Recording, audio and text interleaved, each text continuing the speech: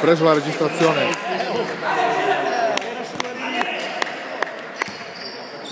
Bucci. Ospiti sempre a +4. Ospiti Cameri, casa Borgo Ticino. Non distrarti. Scusa.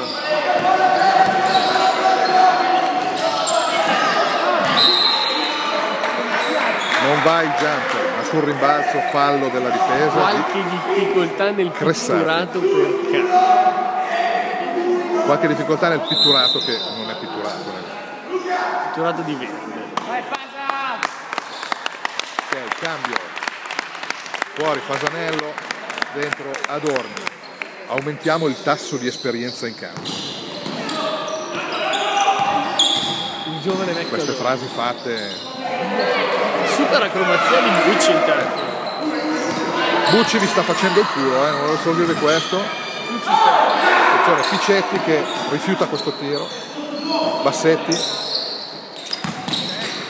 E poi lo prende lui che è marcato e infatti ferro. Il tiro di rara piattezza.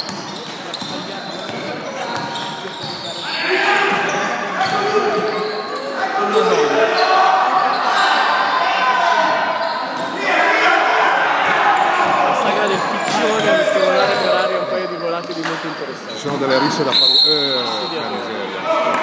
Aveva visto la meta in fondo alla palestra, stava cercando di andare a depositare il pallone a terra. Un tetto di anziani in campo però. Abbiamo notato la presenza di 4 senior più il giovane Cressati. Più il giovane Cressati che gioca a 2 all'ora.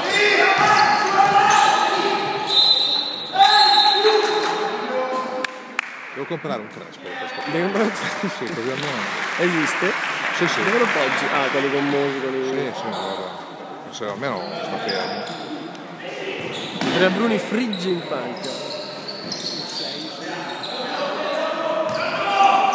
Attenzione Giacomelli. Poteva non dare questi passi, secondo me. Forse il tallone era ancora.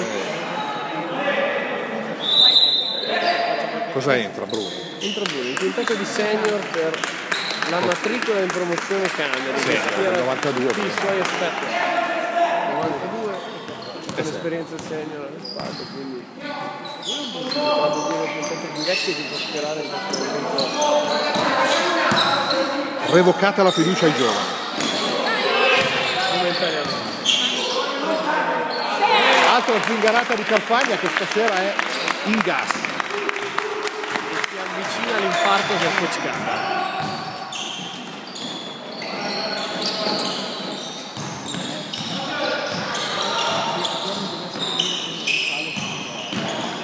Attenzione. Cazzo che difesa di lui. Fallo. Interrompiamo la clip.